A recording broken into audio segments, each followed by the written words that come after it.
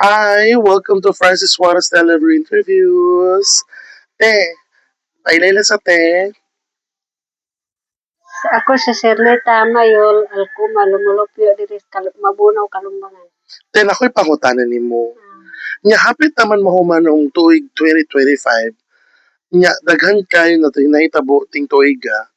Unsa ang mga butang or kinsa ang mga tao nga mapasalamaton ka? Ako, og kilain nga akong pasalamatan ang Ginoo ra gid. Sunod na pangutanan te. Sa mga nasinati nimo sa kinabuhi, para nimo unsay pinakalisod nga problema imong nagihan? O unsay imong gibuhat para masulbad ang maong problema? Ako no na magitay mga problema no sa usab-usa. Pero naay problema na ko murag ugdang ra bitaw sa side nako. Wa gyud ko laing madangpan. Ang pagsampit nga kinasing-kasing ra gid ngadto sa Ginoo kay wa gyud laing katabang ana. Kana ra gid ang salig ra gid ko sa Ginoo. Sunod, unsa nga tumong ang imong gitrabaho karon? Panguma. Sunod, kinsa ang labing dako nga impluwensya sa imong kinabuhi ug unsa ang mga reaksyon na ilang gitudlo kanimo? Sigon lang sa akong nakuanan kanang sa paningabihan nga side kuan ta panguma pangatiman sa mga hayop diya sa kaugali mao na siya. Unya, unsa man ang itsura sa usa ka perpektong adlaw alang kanimo? Ang perpekto sa tibok usa ka semana ang perpekto nga adlaw nako ang adlaw Domingo kay mura na akong gibalaan. Kung makahatag ka tabag sa imong manghod o bisan kinsa pa, unsa man kini? Ang ako rang ikatambag nila nga kanang dili sila magbuhat og mga buhat nga bati. Ang ato ra nga kun sipyat wa tay laing mga pangayo ug pasaylo. Ang Ginoo ra gyud ang among gisandigan. Wa lain. Nya, giunsa nimo ang pagdumala nga lisod nga mga sitwasyon ug panagbangi? Yun na ra. Mag-share-share mi sa among tibok pamilya kay ang problema nga bugat mag-ano masolbad naman na siya.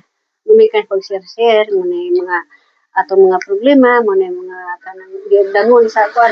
Magaan ra man na siya basta mag-share lang kas tibok nimo pamilya.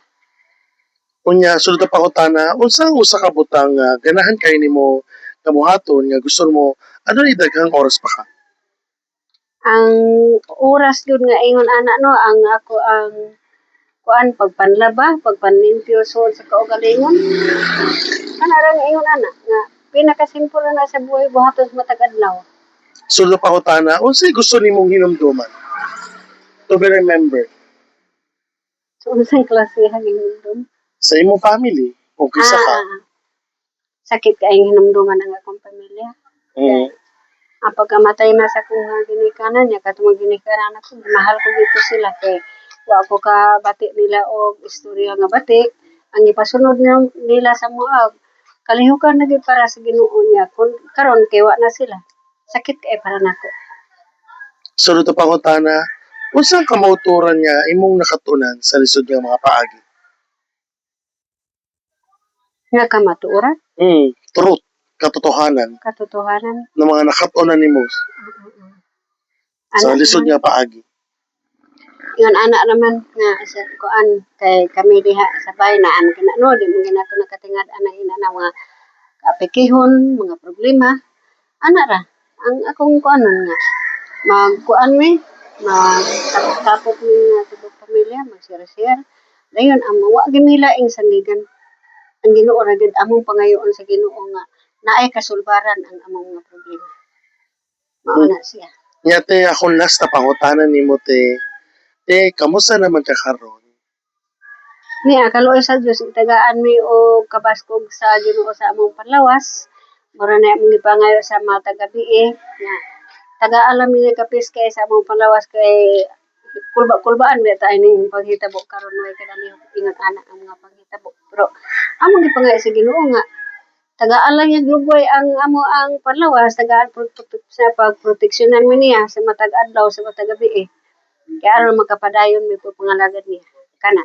Wow, maraming salamat kayo sa imong time, Ate Tulits. God bless you, te.